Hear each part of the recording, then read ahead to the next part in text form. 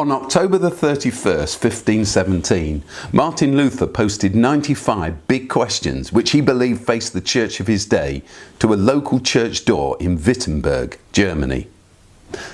500 years later, I decided to post 95 new questions, one a week, to the web, questions which I believe the church must face in the 21st century. If everyone gets to go to heaven, what's the point of being a Christian in the first place? It's a question I'm often asked. But the unspoken motive that repeatedly betrays itself whenever it's voiced is, of course, it's just not fair. Are you trying to tell me that I've been wasting my time with all this church stuff for absolutely nothing? Our problem, however, is that along with generations of Westerners before us, we've slipped into mistakenly believing that heaven is somewhere other than here, and that it's a destination beyond death reserved for true believers. But this is fake news, manufactured through the very same process, the mix of medieval ideas with ancient pagan stories, and then covered by a smattering of Bible metaphors all yanked out of context before being over-literalised, that brought us the opposite story. The one about the fiery lake and the continuous torture of unbelievers in an everlasting hell. And besides being profoundly unbiblical, it's left us all extremely confused. We're all familiar with pictures of heaven, complete with pearly gates manned by St. Peter, plus those puffy clouds, bejewelled streets, and God, a bearded old gentleman, sitting on a golden throne surrounded by a celestial choir of angels, all equipped with harps. And then the happy saints who've made it there, all dressed up in white. But what's the truth? Well, the word heaven and the associated term heavens appears over 400 times in the Bible. From the very first verse of the book of Genesis, which says, "In the beginning God created the heavens and the earth," all the way to Revelation's penultimate chapter.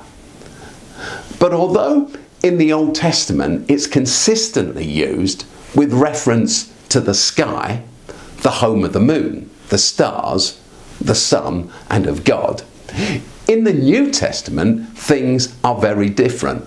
Although sometimes deployed exactly as it is in the Old Testament, the majority of the time it's used in a distinctly innovative way. So, for instance, intriguingly, Matthew's Gospel often uses the term the kingdom of heaven to articulate exactly the same meaning as the other Gospels do when they speak of the kingdom of God. So whereas Matthew tells us that Jesus explained to his disciples, "Truly I say to you, it's hard for a rich man to enter the kingdom of heaven," Mark explains that Jesus said how hard it will be for those of you who are wealthy to enter the kingdom of God. So why the difference? Well, the Hebrew word for God is Yahweh. Yahweh was the personal name of the God of Israel, the name that was revealed to Moses through the burning bush. The story is told in Exodus chapter 3. But the Jewish people so revered this special name that they refused to write it down. Instead, they chose to abbreviate it by leaving out the vowels. In fact, if you look at some Jewish websites, you'll discover that the letter G, then a dash, then a D is still often used instead of the name God for exactly the same reason. The scholars tell us that that's why Matthew, whose target audience was Jewish, chooses mostly to replace the term the kingdom of God with the kingdom of heaven. But when Matthew, of course, reporting Jesus, talks about heaven, it doesn't mean a place separated from earth where you might go when you die. Instead, it's his way of referring to God's kingship or reign coming to birth right here on earth.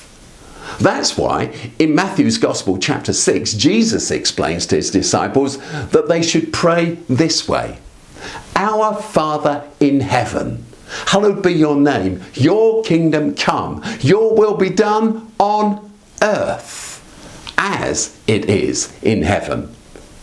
Whereas Jesus' famous prayer describes God as being in heaven, at the same time, he's also very well known for making it clear that this same kingdom, the kingdom of God, is right here on earth. So, in Luke's Gospel, chapter 7, verse 21, Jesus is recorded as saying, "The coming of the kingdom of God is not something that can be observed, nor will people say, 'Here it is,' or 'There it is,' because the kingdom of God is in your midst." The kingdom of heaven, or the kingdom of God, is intermingled with the kingdoms of earth. God's dimension, Jesus is teaching, God's dimension, heaven, and ours, earth, are so closely related to each other that they overlap. So that's why when Jesus talks of entering the kingdom, or suggests that someone's reward in heaven is great, or challenges his listeners to store up treasures in heaven, he's speaking of giving attention to God's dimension of life, right here, right now. We're told that we live in a 3D world with 3 spatial dimensions: length, width, and depth. But at the same time, we're also aware of a 4th, the one that we call time, which, although we can't see it, is just as real. Now, however, according to string theory, there are at least 6 other dimensions, each one just as real as the 4 we can see or perceive. What Jesus and the New Testament writers, all following him, are saying is that there's also a dimension to life called heaven, and that though it's always present, it's often unseen and sometimes ignored altogether. The term thin place is a fascinating metaphor with origins in the ancient Celtic Christian tradition. It spoke of an ordinary physical place like a beach or a bench or a building or a garden where human beings experience God more readily and the boundary between heaven and earth collapses for them.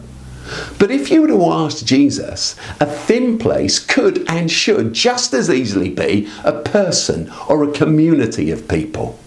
So, to finish where we started with that question again, if everyone gets to go to heaven, what's the point of being a Christian? How would you answer that one now? I explore this issue more deeply, as well as many others raised by the Apostle Paul's writing in my new book, The Lost Message of Paul.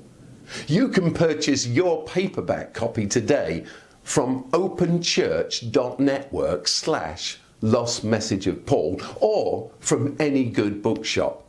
An ebook and an audiobook are also available from Amazon, as well as from other online retailers.